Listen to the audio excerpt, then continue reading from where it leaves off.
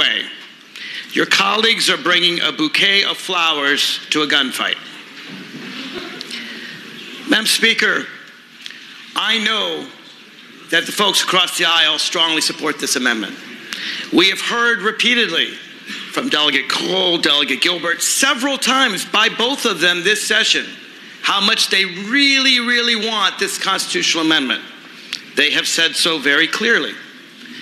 And although when they said they wanted to prevent gerrymandering, there was a little bit of snickering and scoffing on our side of the aisle, I have no doubt that they want this amendment.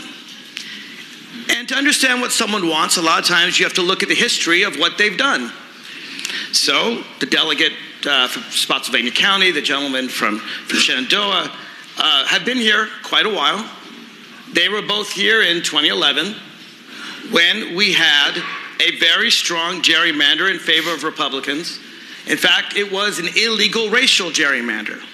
You don't take my words for it. You can take the word of the United States Supreme Court, not generally considered to be a liberal body. They found by 7-1 that 11 districts were racially gerrymandered, and the one dissent, Justice Thomas, found that 12 districts were racially gerrymandered. So when it comes to gerrymandering, we know that the gentleman from Spotsylvania, the gentleman from Shenandoah, really, really like it. In fact, when Democrats, a lot of people on my side of the aisle, Delegate Plum has probably done this for 30 years now, have put forward bills, maybe longer, 40 he says, put forward bills to have an independent commission, a bipartisan commission to take it out of our hands. Repeatedly, consistently, every single time those bills died in subcommittee or were not heard at all. So we know that the Republicans of Virginia support gerrymandering. They have been nothing but consistent on that point. And to be fair to them, that's perfectly legal. The United States Supreme Court has just held that as long as you don't racially gerrymander, legislators across the country can gerrymander to their heart's delight. Go ahead, rig the elections, leave the voters out of it. It's just fine, says the United States Supreme Court as of last year. Just don't racially gerrymander. That's against the Voting Rights Act. But otherwise, go forth and gerrymander yourselves to oblivion. And indeed, the folks on the other side of the aisle have done just that for more than 2 decades now. So when they support this constitutional amendment, this isn't a question of sudden flip-flops and switching sides. This is a question of being consistent. How? Well, I asked some questions of the patron on Monday. I said, does the constitutional amendment allow gerrymandering? He said, yes, it does. It allows gerrymandering. Are there any restrictions in the constitutional amendment against gerrymandering? No, there are none. There are none.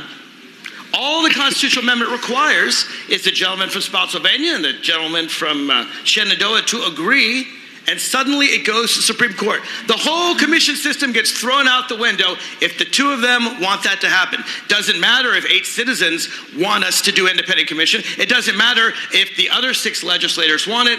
If those 2 want to go to the Supreme Court, it goes to the Virginia Supreme Court. And what will the Virginia Supreme Court do? Well, the constitutional amendment tells us in 11 words. It says, the district shall be established by the Supreme Court of Virginia. That's what it says. No more, no less. No guardrails, no criteria, no independent commission. They get to decide.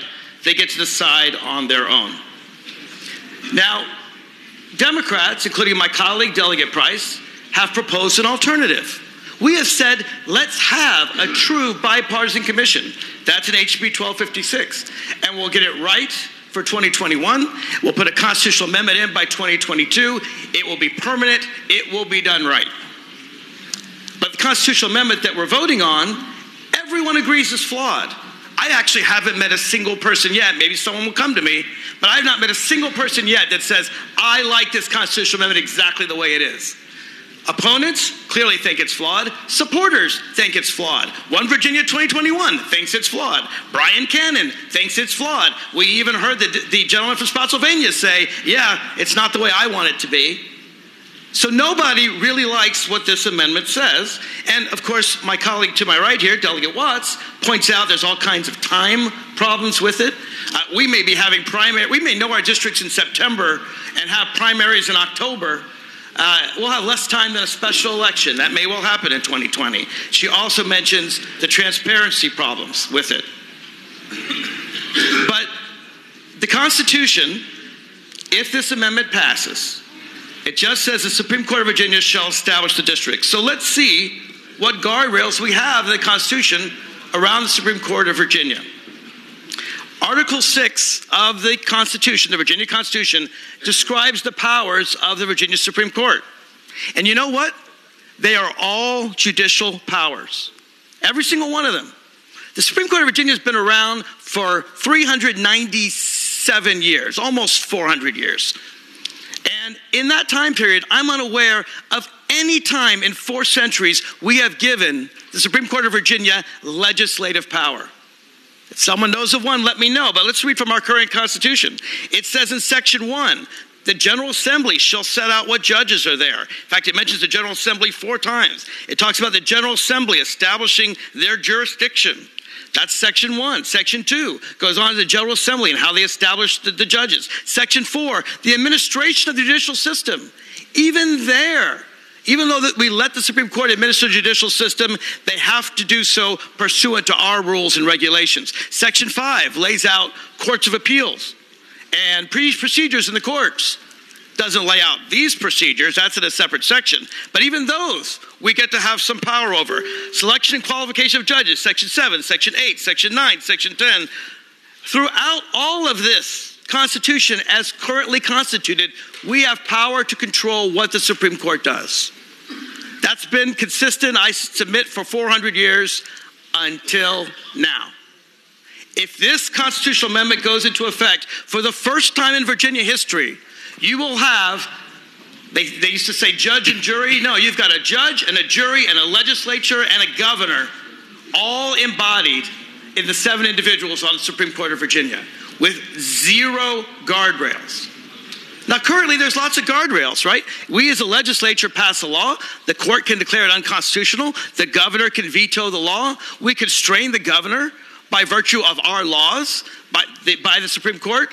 But here we have an unconstrained body, a body that has no appeal. And if you heard our discussion on Monday, you know that we asked the patron, can they appeal this? No. The Supreme Court shall establish the districts. You can't go to the United States Supreme Court unless it's a racial gerrymander. They decide, they're the legislature, they're the governor, they draw the districts, there is no appeal. That's a lot of power that we are giving for the first time in 400 years to the Virginia Supreme Court. So who is the Virginia Supreme Court? They are people chosen by the Republican majority in this chamber, a majority of which were chosen by the Republican majority in the Senate. And I have no doubt they are good people. But I also know that people who want bipartisan redistricting or independent redistricting want both sides to pick the people drawing the districts. They don't want the Republicans drawing the districts any more than they want the Democrats drawing the districts. This is a body chosen by Republicans, chosen for Republicans, chosen to help Republicans. I mean, let's look who's on the court. We have the judge that wrote opinions for Ken Cuccinelli. We have a sister of a sitting Republican senator. We have an ex-Republican senator and delegate. I'm sure these are good people, but they're not bipartisan. They are majority Republican. So I go back to the comment by my friend. Why are Democrats willingly giving away power? My friend understands why Republicans support this. He doesn't understand why some Democrats support this. And let's face it, in 2011, Governor McDonnell ran that there should be an independent commission. And what happened? The Republicans in this body at that time in 2011 said, we don't want an independent commission. We're just going to gerrymander our way. So some have said, Mark, don't worry. The enabling legislation will fix it all. We got you covered. You know, the law that we passed, the enabling legislation, that will fix it all. That still hasn't passed both bodies, but if it does, that will fix everything. Don't worry. So I asked the question of the patron of the bill.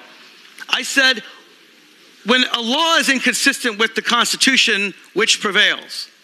And he answered, rightfully, the Constitution prevails. And every law student in America knows that when a law and the Constitution are inconsistent with each other, the Constitution prevails. We hear of laws all the time being declared unconstitutional. We've never heard of a constitution being declared unlawful. It doesn't happen. The Constitution wins. And as noted, this isn't in the judicial section of the Constitution. We're putting legislative power in the Supreme Court. So if we have an enabling legislation that says you can't pick your brother, which is in the enabling legislation, I wouldn't blame the senator's sister for saying, nope, the Constitution trumps the law. I can do whatever I want. And the sad part is, I think she'd be right. In fact, some people have told me, hey, Mark, don't tell them that the Constitution trumps the law. Don't tell them that they can ignore all this law. They're intelligent people. They're going to figure it out. I'm not worried that I'm telling them something they can't do. But let's say I'm wrong. I pray to God I'm wrong. I hope I'm wrong. I hope the Supreme Court ignores the power we're about to give them in the Constitution and says, I'm going to obey these laws even though I don't have to. I hope they do that. Now, we don't say in the amendment that they shall establish districts according to law. We do throughout Article 6. We say everything else they do has to be according to law. But, you know, that amendment that came to us on the last Saturday of session a year ago, that wasn't put in there. We only had a few minutes to look at it, and we didn't see according to law in there. So that's not in there. We could fix it, but we would need another constitutional amendment. And I'm also concerned by the fact that those who want to fix it later want to go to the voters in 2020 and say, pass the flawed amendment, the one that allows gerrymandering, the one that doesn't allow an appeal, pass that one, and then we're going to come back in 21, and we're going to have an election, and we're going to come back in 22, and then we'll fix the mistake that we put in the Constitution in the first place. Pardon me if I think that will confuse a bunch of voters. So at the end of the day, I guess it does come down to who you trust. Do you trust the party that has consistently been in favor of gerrymandering to favor their party? Or do you trust the party that has consistently said, we want fair districts, has put forward legislation to have fair districts, and if you don't like HB 1256, we can actually do it in 2021? Who do you trust?